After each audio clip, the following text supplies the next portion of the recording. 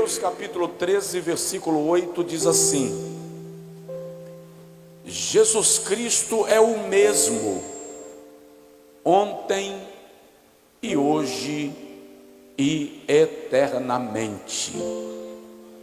Jesus Cristo é o mesmo ontem e hoje e eternamente. Irmão, entenda uma coisa: dar glória a Deus aqui é de graça, tá? Então celebre, se mova, glorifique, erga as mãos, faça aquilo que o seu coração desejar fazer para Deus. Deixa eu te explicar uma coisa antes mesmo de começar a falar das 4 promessas. A epístola do escritor aos Hebreus foi escrita para os irmãos de toda a Judéia e aqueles cristãos judeus que estavam espalhados pelos territórios ou pelo território do Império Romano. Eles eram chamados judeus da diáspora. Estavam distantes da sua terra. E mesmo tendo encontrado a Cristo e entregue a sua vida a Cristo, estavam enfrentando perseguições, enfrentando opressões. Alguns deles estavam sendo mortos pelos imperadores de Roma, conforme revela o capítulo de número 11, por exemplo, que é uma palavra de consolo para aqueles irmãos que estavam enfrentando perseguições.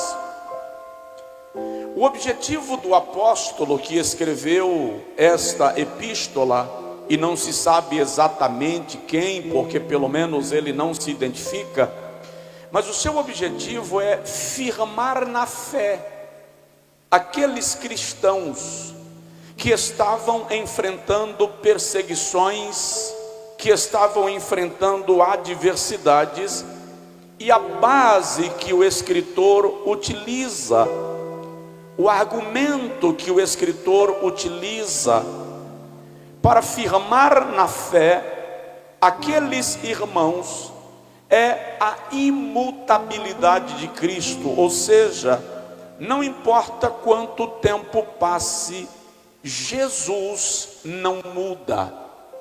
Eu vou repetir para que alguém consiga dar um glória a Deus. Não importa quanto tempo passe, Jesus não muda. Ele é o mesmo ontem, hoje e eternamente. Quando nós folheamos as Sagradas Escrituras, sobretudo e em particular as páginas do Novo Testamento, nós observamos que a imutabilidade de Cristo, bem como a sua eternidade, estão intimamente relacionadas com a sua divindade. Toda a Bíblia Sagrada nos apresenta um Deus que não muda, um Deus que é eterno, um Deus que permanece para sempre. O Salmo de número 102, versículo 24 a 27 diz assim: porque o Senhor não muda, os céus e a terra cambalearão, envelhecerão, se enrolarão como um livro, mas os teus anos são eternos e jamais terão fim. Lá no livro do profeta Malaquias, capítulo 3, versículo 6, o profeta fala, o Senhor fala através do profeta: porque eu, o Senhor, não mudo, por isto vós não sois destruídos, ó casa de Israel. O apóstolo Pedro, escrevendo sobre esse assunto, diz que um dia para o Senhor é como 1000 anos, e 1000 anos como um dia, na segunda epístola, capítulo 3. De modo que não dá para comemorar 101 anos da história desta igreja sem mencionar, sem lembrar, sem nos apegarmos ao fato de que a igreja só chegou até aqui porque Deus não muda. Ele não mudou, Ele não vai mudar. Às vezes os pregadores, talvez até com um certo descuido de linguagem, diz assim: Deus ainda não mudou. Presta atenção, não se usa o advérbio ainda em relação ao caráter de Deus, porque o advérbio ainda é advérbio de tempo, e Deus não está fadado ao tempo, Deus não está limitado ao tempo. Ele é Senhor do tempo, Ele está acima do tempo. Ele é o Senhor que não sofre mudança, nem sombra de variação, disse Tiago. Aquilo que Ele fez há 100 anos atrás, continua fazendo, porque Ele é Deus. Lá no Êxodo capítulo de número 3, versículo de número 14, quando o Senhor Jeová aparece a Moisés, e Moisés diz assim: para eu ir ao Egito, conversar com os hebreus, dizer que o Senhor me enviou, eles vão me perguntar o teu nome, e quando eles me perguntarem o teu nome, o que eu lhes direi? O Senhor então disse: Moisés, quando te perguntarem pelo meu nome, diga que eu sou o que sou. Quando você toma esta palavra ao pé da letra, dentro do contexto hebraico, eu sou o que sou, é a maior revelação da identidade e do caráter de Deus do Antigo Testamento. É a mais profunda, mais ampla, mais plena, mais completa revelação de quem é Deus nas páginas do Antigo Testamento. Porque quando ele diz eu sou o que sou, tomado do texto hebraico, ele está dizendo: eu sou o Deus de cada situação. Vou traduzir: eu sou o que você precisar que eu seja. O que o Senhor está dizendo é: se você tiver fome, eu sou o pão. Se você tiver sede, eu sou a água. Se você estiver doente, eu sou quem te sara. Se você estiver caído, eu sou quem te levanta. Se você estiver fraco, eu sou quem te fortalece. Se você estiver debaixo de perseguição, eu sou refúgio e fortaleza. Aleluia, Ele é. Aí quando nós chegamos no Novo Testamento, já que a base do nosso raciocínio aqui é Cristo, estamos falando da dispensação da graça. Quando Jesus conversava com a mulher samaritana em João capítulo 4, a mulher samaritana lançou para Jesus uma pergunta teológica, uma demanda que era uma disputa teológica entre judeus e samaritanos. Ela diz assim: nós, samaritanos, cremos que Deus deve ser adorado no monte. Vocês, judeus, acreditam que Ele deve ser adorado no templo. Aí ela diz assim: eu sei que quando o Messias vier, Ele vai nos revelar essa verdade. Aí Jesus diz assim: eu sou. O eu sou que Jesus usa em João 4 é o mesmo eu sou que Jeová pronunciou em Êxodo 3. Eu sou o Deus que você precisar. Ele é, Ele não muda, Ele é poderoso, Ele é eterno, Ele é infinito, Ele é glorioso, Ele é majestoso, Ele é Deus.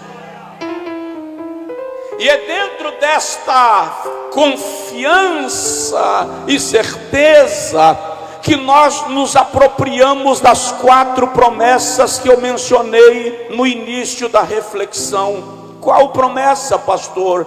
Jesus Cristo salva, Jesus Cristo cura, Jesus Cristo batiza com o Espírito Santo e breve vai voltar. Vamos falar, vamos pensar um pouco sobre isto. Há 101 anos esta igreja prega que Jesus Cristo salva. Vamos lá, vamos descobrir se é verdade. Quantas pessoas aqui foram salvas por Jesus? Levanta assim a mão, por favor. Basta. O testemunho de uma multidão já atesta uma afirmação. Me lembro que um dia um professor chegou na nossa classe quando eu cursava filosofia. Na sala de aula nós tínhamos, salvo engano, 8, 9 pastores, 11 padres, algumas freiras. E o professor chegou querendo nos ofender, e ele disse: Deus não existe, e eu quero que vocês me provem que Deus existe. Eu me levantei e perguntei para os colegas: vocês acreditam que Deus existe? Todo mundo confirmou. Quando todo mundo respondeu, eu disse: professor, eu não tenho que provar que Deus existe, todo mundo aqui crê. É o Senhor que tem que nos provar que Ele não existe. Por favor, começa. Tenta. Presta atenção, o testemunho de uma multidão atesta a afirmação: Jesus Cristo salva. Gente, salvação é um dom gracioso do coração de Deus. Eu ouso dizer que salvação é o tema predileto de Deus. Sou mais ousado ainda ao afirmar que tudo que Deus faz é para salvar o pecador. Eu imagino que quando Jesus chegou lá no céu, lá na glória, Ele reuniu os seus anjos e disse assim: olha, quando eu curar um paralítico lá embaixo, podem ficar tranquilos que a minha igreja glorifica. Quando eu der voz a um mudo lá na terra, quando eu der visão a um cego lá na terra, podem ficar tranquilos que a minha igreja glorifica. Mas quando eu salvar um pecador, não fiquem calados aqui em cima.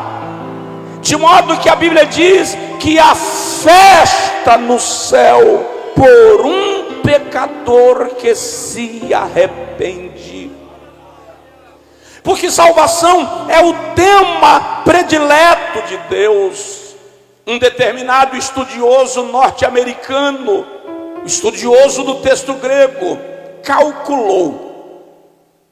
E ele disse que se os evangelhos registrassem os 3 anos do ministério de Jesus, com o mesmo detalhismo que registraram os 3 últimos dias, nós teríamos que acrescentar 8.400 páginas à Bíblia Sagrada. Vou repetir: se os evangelhos detalhassem os 3 anos do ministério de Jesus, com o mesmo detalhismo que o fizeram dos seus 3 últimos dias, ter-se-ia que acrescentar 8.400 páginas à Bíblia Sagrada.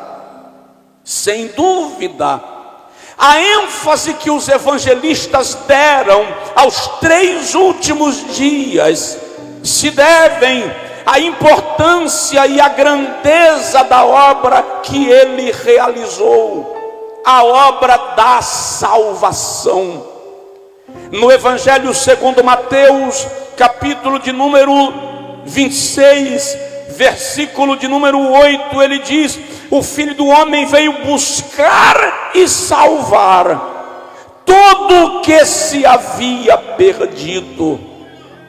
A missão de Jesus é salvífica.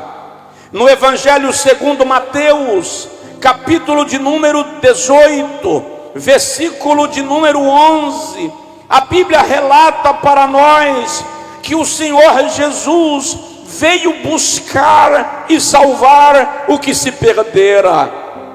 Isso é tão claro na Bíblia, que na parábola da ovelha perdida, ele deixa as 99 no aprisco e vai buscar uma que ficou para trás. Porque quando o assunto é salvação, Deus não nos trata coletivamente, Ele nos trata individualmente. Na casa de Zaqueu, em Lucas capítulo 19, ele diz: hoje veio salvação a esta casa. E preste atenção, o Senhor Jesus tem como plano mais nobre, plano maior e excelente, salvar a tua alma. Paulo, escrevendo aos Romanos, no capítulo de número 9, diz: se com teu coração creres que Jesus Cristo é o Senhor, e com a tua boca confessares, serás salvo. Aos Efésios, no capítulo 2, versículo 8, ele diz: porque pela graça sois salvos por meio da fé, isto não vem de vós, é dom de Deus. Entenda, salvação não é pelo mérito humano, salvação não é por causa da sua capacidade. A sua religião não lhe salva, a sua riqueza não lhe salva. No Salmo 49, o salmista diz que nenhum homem pode pagar o valor da sua alma. Por mais rico que seja, ainda que venda todos os seus bens, diz o salmista, empobrecerá, viverá na miséria e não pagará o valor da remissão da sua alma. Salvação não é pelo que você faz, é pelo que Jesus fez. E a Bíblia diz que Jesus salva. Você pode, me ouvindo, dizer: Deus vai salvar alguém que come feijão com farinha. Pois é, alguém que come feijão com farinha foi criado perfeito, se tornou pecador, decaiu da graça, mas antes de o homem pecar, Deus já havia planejado redenção. A Bíblia chama Jesus de Cordeiro morto antes da fundação do mundo. Você faz parte do plano de Deus. Ele deseja salvar você, Ele deseja perdoar os teus pecados, Ele deseja te libertar do poder das trevas, te libertar do poder dos vícios. João 8,32 diz: e conhecereis a verdade, e a verdade vos libertará. Que verdade!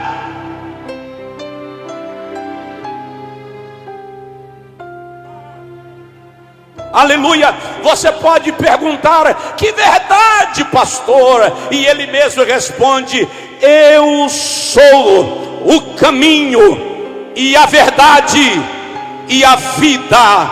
Ninguém vem ao Pai senão por mim. A igreja ergue as mãos aos céus assim, por favor, e diga comigo: Jesus salva. Esta é a primeira promessa. Há uma promessa de vida eterna para nós. A maior promessa de Deus não é de sucesso na terra. A maior promessa de Deus não é de carro e riqueza na terra, porque tudo isso se perde. A maior promessa de Deus é salvação, porque diz a Bíblia: do que adianta o homem ganhar o mundo inteiro e perder a sua alma? Jesus quer lhe salvar. A segunda promessa, e que os nossos primórdios conheciam de maneira extraordinária: Jesus Cristo cura. Aleluia! E eu vou pregar sobre isto, crendo que agora, enquanto eu prego, Jesus estará curando. E serei ousado em dizer, Jesus vai curar pessoas que estão acompanhando o culto online. Como assim, pastor? Salmo 104 diz: enviou a sua palavra e os curou. Ele cura pelo poder da palavra. Jesus Cristo cura. Se você olhar a Bíblia Sagrada, você vai perceber que desde o Antigo Testamento, Deus trabalhou com cura, onde Ele agiu. Isaías capítulo 53, versículos 4 e 5 diz assim: e Ele mesmo levou sobre si as nossas enfermidades, e as nossas dores tomou sobre si. Nós o reputávamos por aflito, ferido de Deus, mas Ele foi humilhado pelas nossas transgressões e ferido por causa das nossas iniquidades. Quando Isaías fala de enfermidades, ele está falando de doenças físicas. Quando ele fala das nossas dores, está falando de doenças emocionais. Quando ele fala das nossas transgressões, está falando de doenças morais. E quando fala das iniquidades, ele está falando das nossas doenças espirituais.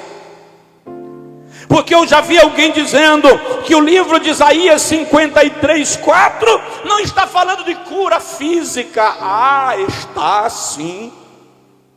Tanto está que em Mateus capítulo 8, versículos 14 e 15, a Bíblia diz assim: e ao cair da tarde, trouxeram-lhe muitos enfermos e endemoniados, muitos coxos e aleijados, e ele curou a todos, para que se cumprisse o que fora dito pelo profeta Isaías, que disse: Ele mesmo levou sobre si as nossas enfermidades e as nossas dores tomou sobre si. O Deus que esta igreja prega há 100 anos mais um, continua curando. Ele não vai mudar. Ele ressuscitou através de Eliseu, o filho da sunamita. Ele curou através de Elias, o filho da mulher de Sarepta. Ele curou a Ezequias e lhe deu mais 15 anos de vida.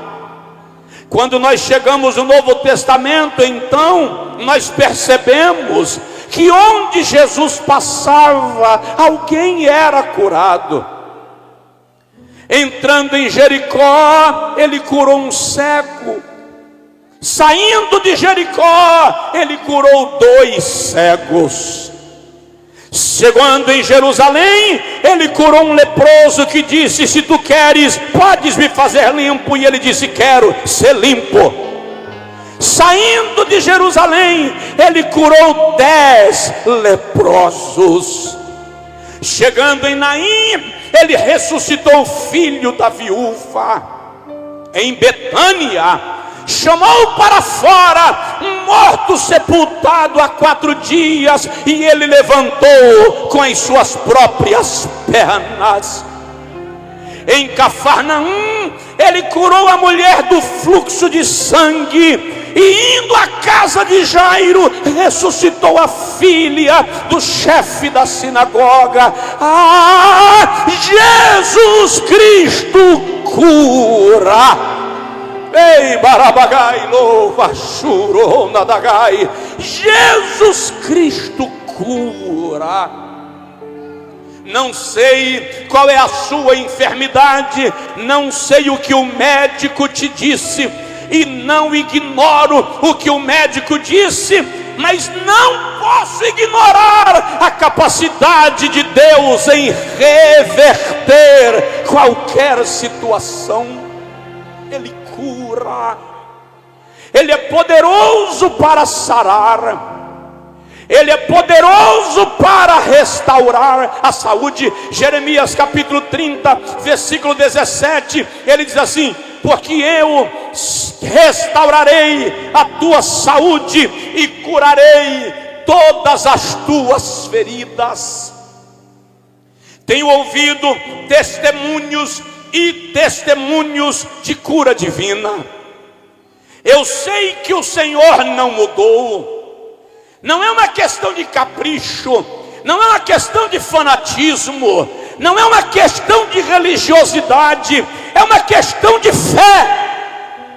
Porque Jesus Cristo é o mesmo ontem, hoje e eternamente. Glória a Deus. Ergue a sua mão ao céu assim comigo, por favor, e diga comigo: Senhor, Senhor, quero lhe ouvir. Senhor, derrama sobre mim unção e autoridade para ministrar cura sobre os enfermos agora. Aleluia. Estende a mão à pessoa que está do seu lado. Se você tiver liberdade, toque nela e diga: eu ministro cura sobre a sua vida. Eu ministro cura sobre a sua vida. Oh, multidão, seja curada em nome de Jesus. Mesmo você que está online, na sua casa, no seu apartamento, na cabine do seu caminhão, na guarita do seu trabalho, mesmo você que está agora na enfermaria do hospital, eu quero ministrar sobre a sua vida, na autoridade de Deus, pelo poder da palavra. Que a sombra do Altíssimo te cubra agora e você seja curado, curada pelo poder do nome de Jesus.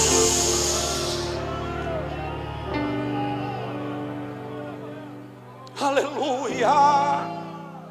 Que os membros do seu corpo sejam liberados a funcionar, que o comando do seu cérebro agora seja ativado para dar ordem aos membros do seu corpo a funcionarem. Membros superiores restaurados, membros inferiores restaurados, sistema sanguíneo, sistema reprodutor, aparelho cardíaco, os teus rins, o teu fígado, a tua visão, a tua audição, a tua voz, no poder de Jesus, recebe agora a cura para a glória de Deus.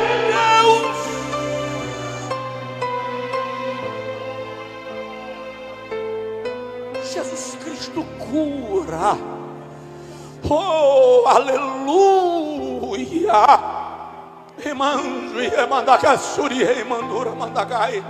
Jesus Cristo cura.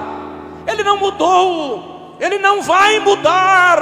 Ele é o mesmo ontem, hoje e eternamente. E presta atenção: se a sua enfermidade, se a enfermidade que está no seu corpo é o resultado de um ataque de ordem espiritual, se a enfermidade que está no seu corpo é o resultado de uma seta maligna, porque a Bíblia fala que há espíritos de enfermidades. Na autoridade de Jesus, nós declaramos que Satanás está proibido de permanecer agindo contra a sua vida. No poder da palavra de Deus, nós neutralizamos a força das trevas. No poder da palavra de Deus, nós declaramos liberdade agora, em nome de Jesus. Só quem crê dá glória a Deus. Só quem crê fala em línguas espirituais. Jesus Cristo salva. Essa é a primeira promessa. Jesus Cristo cura. Esta é a segunda promessa. Quer ver? Quem aqui já recebeu um milagre de cura na sua vida? Levanta a sua mão. está aí o testemunho de dois é verdadeiro, e o testemunho de uma multidão é incontestável. Terceira promessa: Jesus Cristo batiza com o Espírito Santo. Eu sei que há alguns que não creem, mas tudo bem, e nós não vamos discutir isso. A pergunta é simples: quantos aqui já foram batizados com o Espírito Santo? Levanta assim a mão. Está aí a mesma regra: o testemunho de uma multidão não pode ser contestado. O que é batismo com o Espírito Santo, pastor? Se nós partirmos do princípio de que a raiz da palavra batizar é mergulhar, então ser batizado com o Espírito Santo é ser mergulhado no Espírito Santo. Observe, lá em Provérbios capítulo 1, versículo 23, o sábio escreve, inspirado pelo Senhor, e diz: convertei-vos pela minha repreensão, e eu derramarei sobre vós o meu espírito. Aí quando chegamos em Isaías, capítulo 44, versículos 3 e 4, o Senhor diz assim: porque eu derramarei água sobre o sedento, e rios sobre a terra seca. Derramarei o meu espírito sobre a tua descendência, e a minha bênção sobre a tua posteridade. Chegamos no profeta Joel, conhecido como o profeta pentecostal no Antigo Testamento, e no capítulo 2, versículo 28, o Senhor fala através de Joel: e há de ser que nos últimos dias derramarei do meu espírito sobre toda a carne. Vossos filhos e vossas filhas profetizarão, os vossos velhos terão sonhos, e os vossos jovens terão visões. E até sobre os servos e sobre as servas derramarei do meu espírito naqueles dias, diz o Senhor. O que é interessante é que o verbo derramar, usado por Joel no capítulo 2, é o mesmo que entornar, encharcar, umedecer. Vou dar a vocês um exemplo fácil para vocês vianenses. Para vocês vianenses, eu vou dar um exemplo fácil de entender. Eu fui informado agora à tarde, enquanto chegávamos, que Viana é conhecida como a cidade dos lagos, porque é cercada pelas águas. Quando o Senhor diz: derramarei do meu espírito, Ele está dizendo: eu vou te fazer uma cidade cercada de águas. Ele está dizendo: o meu espírito é um oceano, e o meu espírito vai te banhar de todos os lados. Para cada lado que você olhar, você verá ondas do meu poder cercando a sua vida, de modo a encharcar, umedecer. Quem ainda usa aquele velho filtro de cerâmica em casa vai entender. Ele tem a parte inferior e a parte superior, e normalmente a parte superior é maior do que a inferior. Aí a dona de casa enche a parte superior do filtro e vai varrer a casa. Só que ela esqueceu de apertar as velas, então a água desce mais rápido. Quando ela vem da sala trazendo a poeira na vassoura e chega na cozinha, a parte de baixo do filtro já encheu, transbordou, encharcou a mesinha, molhou aquela toalhinha que está lá em cima, de renda, de crochê, de tricô, e a água já está gotejando na ponta da toalha, e já tem um córrego na cozinha. O que é ser batizado com o Espírito Santo?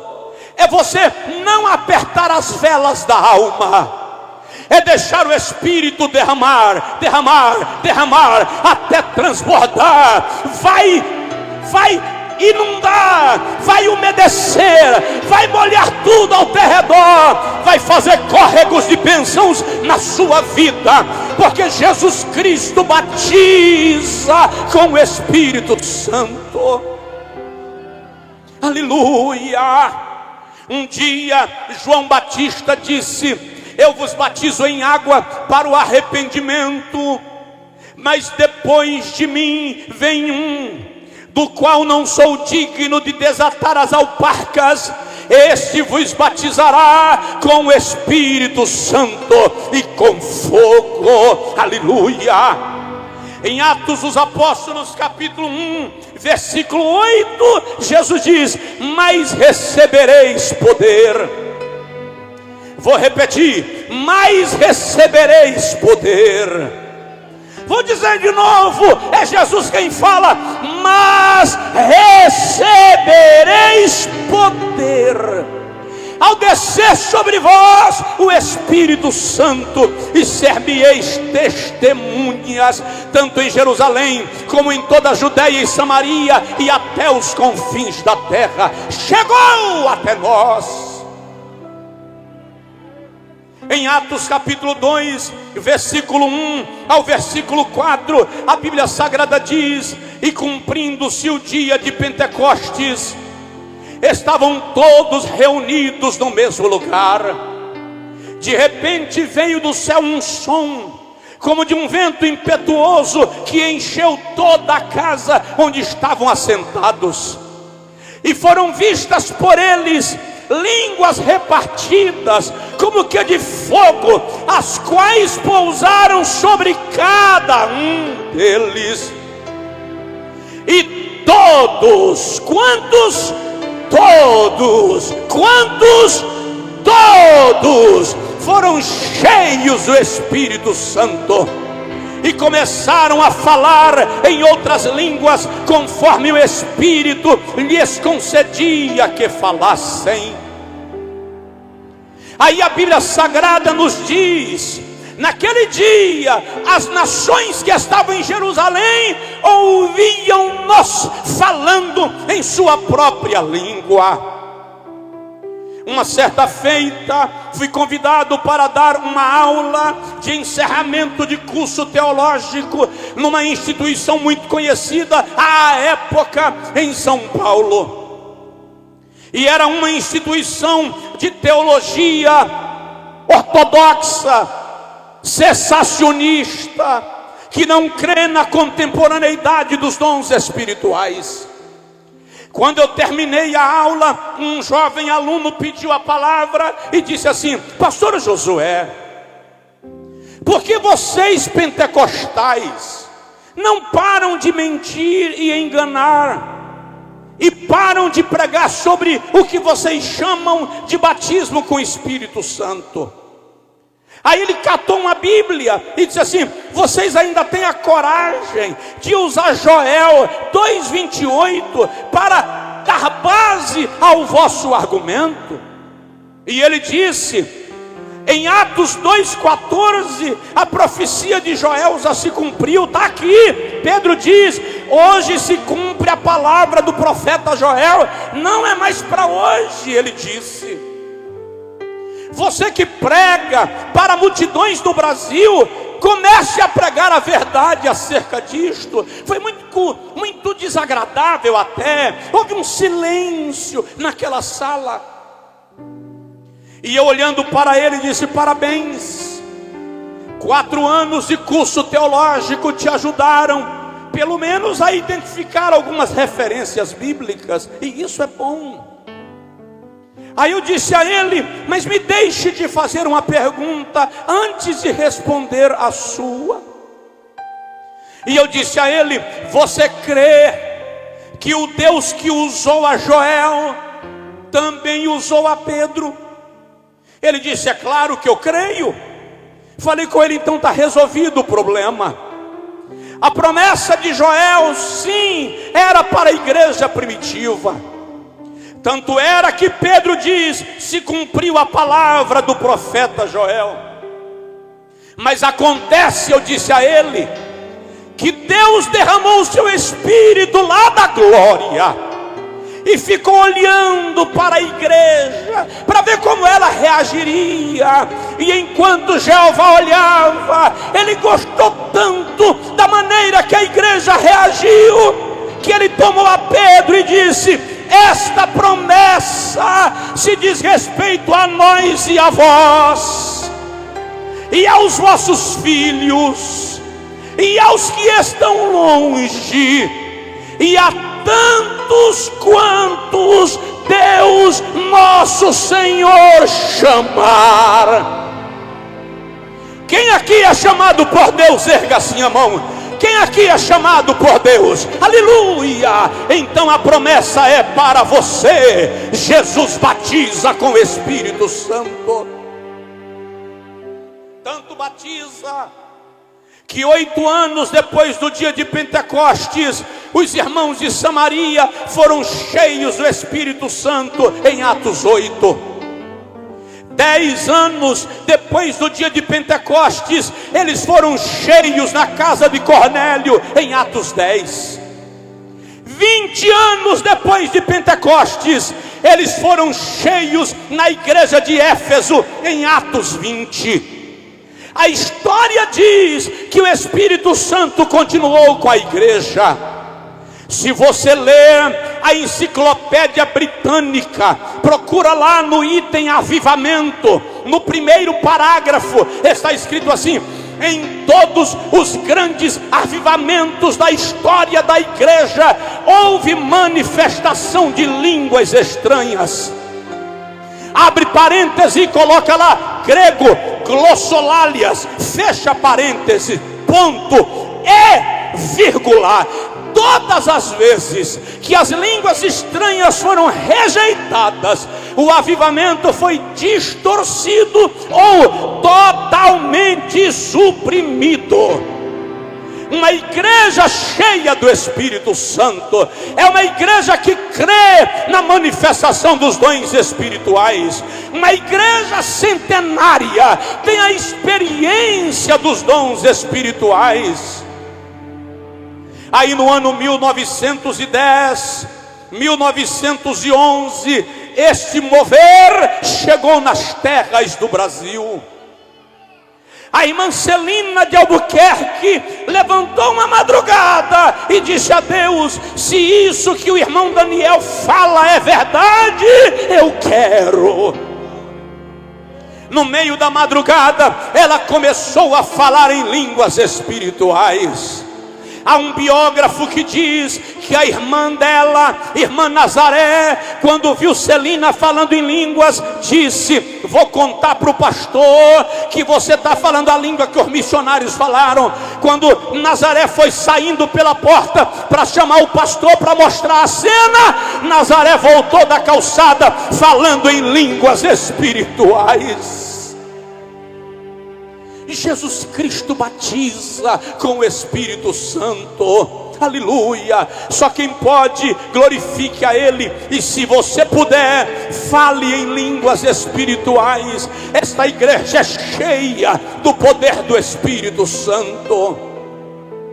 Nunca esta igreja foi parada, nem aqui, nem em lugar qualquer, por causa do poder do Espírito Santo. Presta atenção, o ambiente na China é fechado para a pregação do Evangelho, mas a China tem a segunda maior igreja cristã do planeta. E qual é a primeira, pastor? Qual é a igreja que mais cresce no mundo? Acredite, a igreja que mais cresce no mundo não é a igreja brasileira. A igreja que mais cresce no mundo não é a igreja americana. A igreja que mais cresce no mundo não é a igreja africana. A igreja que mais cresce no mundo é a igreja do Irã, onde cristãos são mortos, esquartejados, perseguidos, se escondem em cavernas, mas a igreja continua a crescer. Por isso que eu te digo, a igreja cresce não pelo poder da mídia, a igreja cresce não pelo poder da influência humana, a igreja cresce não pela eloquência de bons pregadores, a igreja cresce pelo poder do Espírito Santo que age nela. Ninguém para a igreja, aleluia. Só quem crê ergue a mão e dá glória. Jesus batiza com o Espírito Santo. Quem não é batizado ainda com o Espírito Santo, levanta assim a sua mão. Quem nunca falou em línguas espirituais, diz para o Senhor agora aí, diz para Ele: eu quero ser batizado com o Espírito Santo, eu quero falar em línguas espirituais. O meu pai era batista tradicional, fez o seminário batista brasileiro para ser pastor tradicional. E um dia, na escola bíblica dominical da igreja batista onde congregava, Igreja Batista Monte Carmelo, no Parque Edu Chaves, em São Paulo, ele foi batizado com o Espírito Santo no meio da aula que estava ministrando. A minha mãe ficou com muita raiva. Ela jogava as roupas dele numa bacia de água para ele não ir para a igreja. Mas aí um dia na madrugada, a minha mãe acordou falando em línguas estranhas. Eu disse para ela uma vez: a senhora era tão dura que Jesus olhou e disse assim: acordada ela não deixa, vou batizar dormindo, porque quando ela acordar não tem como reverter. Aleluia. Você é cheio do Espírito Santo. O Espírito Santo habita na sua vida. O Espírito Santo quer transbordar em sua alma. Já vou terminar, mas eu preciso dizer: Jesus Cristo salva, Jesus Cristo cura, Jesus Cristo batiza com o Espírito Santo. Antes de ir para a quarta promessa, eu quero te pedir: Jesus, rege um coral de línguas estranhas dessa avenida hoje à noite. Rege um coral de línguas estranhas nesta avenida esta noite. Toma esses crentes que já experimentaram esta graça e poder e enche agora. Renova com línguas espirituais, renova com dons espirituais, renova com autoridade. Distribui línguas nessa avenida agora, Espírito de Deus. Distribui agora, Espírito de Deus. Manda agora, envia línguas estranhas e interpretação. Renova o teu povo. Você que pode, fale em línguas, perca o medo. Pastor, estou na rua, do Senhor é a terra e a sua plenitude. Recebe o poder de Deus na sua vida.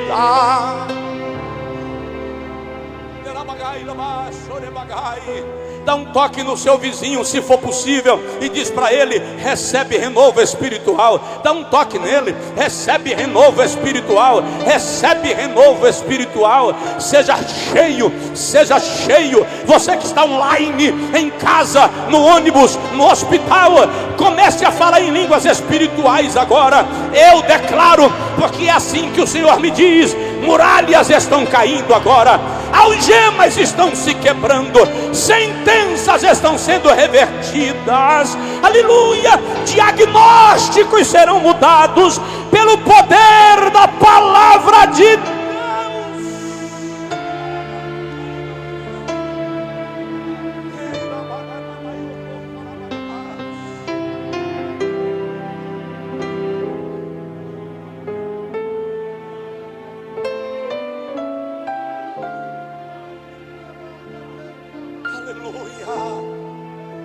Aleluia, aleluia. Quarta promessa. Quarta promessa. Diga comigo, por favor: Jesus Cristo salva. Eu só ouvi aqui em cima: Jesus Cristo salva. Segura só um pouquinho, só um minutinho. Deixa eu ouvir: Jesus Cristo salva. Jesus Cristo cura. Jesus Cristo batiza. Agora vira para o seu vizinho e espera assim: e ele vai voltar. Pode. Ele vai voltar. Como é que eu vou saber que Jesus vai voltar, pastor? Isso é utopia. Ah, é? Quantos creem que Jesus Cristo salva porque foram salvos por Ele? Levanta a mão. Ok? Quantos creem que Jesus Cristo cura porque já viveu uma cura no seu próprio corpo? Levanta a mão. Ok? Quantos acreditam que Ele batiza com o Espírito Santo porque você já recebeu, já viu? Levante-se a mão. Tá. No universo de 4 promessas, 3 já se cumpriram. Me dê uma razão para eu duvidar da 4ª. Aquele que já cumpriu as 3 primeiras não vai falhar na última. A Bíblia fala da segunda volta de Jesus 8 vezes mais do que fala da primeira vinda. E eu te pergunto, a primeira vinda já se cumpriu, sim ou não? Se a primeira já se cumpriu e a Bíblia fala da segunda vinda 8 vezes mais, me dá uma razão para eu duvidar da sua segunda vinda. Desde o Antigo Testamento, o povo de Israel esperava a chegada do Messias. Hoje, em pleno século 21, os judeus continuam esperando o rei que virá para reinar sobre a nação. O detalhe é que antes de voltar para Israel, ele virá para a sua igreja. Ele disse assim: não se turbe o vosso coração, crede em Deus, crede também em mim. Na casa de meu pai há muitas moradas. Se não fosse assim, eu vou-lo teria dito. Vou preparar-vos lugar. E quando eu for e vos preparar lugar, virei outra vez e vos levarei para mim mesmo, para que onde eu estiver, estejais vós também. Isto é uma promessa. É interessante que no contexto judaico, quando um rapaz se tornava noivo de uma moça, ele tinha que trabalhar para fazer a casa. Por mais rico que ele fosse, ainda que ele pudesse pagar funcionários, ele tinha que colocar a mão na massa e participar, porque era a casa para onde ele traria a sua amada. E o que é interessante é que quando isso acontecia, o noivo entregava para sua noiva uma medalha, uma dracma, um diadema, a depender do seu nível econômico e social. E nessa dracma ou diadema que ele entregava, e se ele fosse pobre, poderia ser de argila, poderia ser de madeira, mas na medalha estava gravada a frase: consagrada a mim. É minha. E ele não podia voltar para ver a noiva antes do dia do casamento. Então o noivo elegia um amigo, a quem a Bíblia chama de o amigo do noivo. O amigo do noivo tinha a missão de periodicamente, a pedido do noivo, visitar a noiva para trazer notícias dele e levar notícias dela para o noivo. Todas as vezes que o amigo do noivo ia visitar a noiva, a pedido do noivo, o próprio noivo enviava presentes para ela. Que presentes?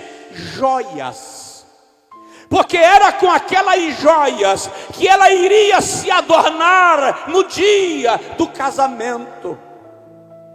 Agora eu te pergunto: quem é o noivo que foi construir morada para a sua noiva? Quem é o noivo? Diga: Jesus. Quem é a noiva que ele deixou aqui na terra? A igreja. Quem é o amigo que ele enviou para cuidar dela? O Espírito Santo. Quais são os presentes que o noivo mandou? Dons espirituais, o fruto do Espírito. A noiva está sendo adornada, e breve ele vai voltar. Eu já ouvi alguém dizendo de alguma pessoa que teve uma visão, e na visão o pai olhou para o filho e disse: desce logo, eu não aguento mais ver o mundo, desce e busca a igreja. E o filho disse: não, pai, aguenta mais um pouquinho. Gente, desculpa a minha velha e sertaneja ignorância. Não creio que o pai deu uma ordem e o filho contestou. Muito pelo contrário, a Bíblia me diz que há um tempo e propósito para o cumprimento da promessa. E quando esse tempo se cumprir, o pai vai olhar nos olhos do filho, o filho vai olhar nos olhos do pai, e eles vão dizer um ao outro: chegou o tempo, chegou a hora, aleluia. E o filho vai se levantar do trono onde está sentado, e como um raio ele vai atravessar o céu e se posicionar no tribunal de Cristo. O Espírito Santo que habita em nós, diz aí para o seu vizinho: o Espírito Santo que habita em você. Diz isso para ele: o Espírito Santo que habita em você. Onde você estiver, no escritório, no consultório, na prefeitura, no centro de recuperação, na delegacia, no hospital, no volante do ônibus ou da caçamba, onde você estiver, você vai sentir aquela alegria diferente, uma vontade de dar glória. É o Espírito Santo dizendo: o noivo está chegando, o noivo está chegando. E os anjos se posicionam e a trombeta vai tocar. E quando a trombeta tocar, a igreja será arrebatada da terra ao céu, ao encontro do Senhor nos ares. Jesus vem. Fica de pé, por favor, quem puder. Talvez você me pergunte: pastor, Jesus vem antes ou depois da grande tribulação? Alguém me perguntou isso esses dias: o senhor quer que Jesus volta antes ou depois da grande tribulação? Eu disse para ele assim: queridão, deixa eu te falar, isso é periferia, isso aí é secundário. O primário é: Jesus vem. Você acredita que ele vem depois da grande tribulação? Passa pela grande tribulação, contanto que você não vá para o inferno. Você acredita que ele vem antes da grande tribulação? Eu sim, acredito que ele vem antes da grande tribulação. Eu estou esperando ele antes da bênção apostólica desse culto. O que eu sei é que ele vem, e vem para buscar a sua noiva, a sua igreja. Vira no seu vizinho e diz para ele: quero ver você no céu. Quero ver você no céu. Jesus está voltando. Todos os sinais da profecia já se cumpriram ou estão em franco cumprimento? Jesus vai voltar. E aí eu preciso te perguntar, e a minha primeira pergunta vai para aquele que se afastou da igreja. A minha primeira pergunta vai para aquele que ainda não entregou a sua vida a Jesus. Se ele voltar hoje, qual é a tua situação? Pastor, pregador, você falou de 4 promessas e uma certeza. Qual é a certeza? Jesus Cristo é o mesmo, ontem, hoje e eternamente. O que isso significa? Ele não falha. O que ele disse que vai fazer, ele vai fazer. O que ele prometeu vai se cumprir. Então eu te pergunto: Jesus voltando hoje, qual é a tua situação?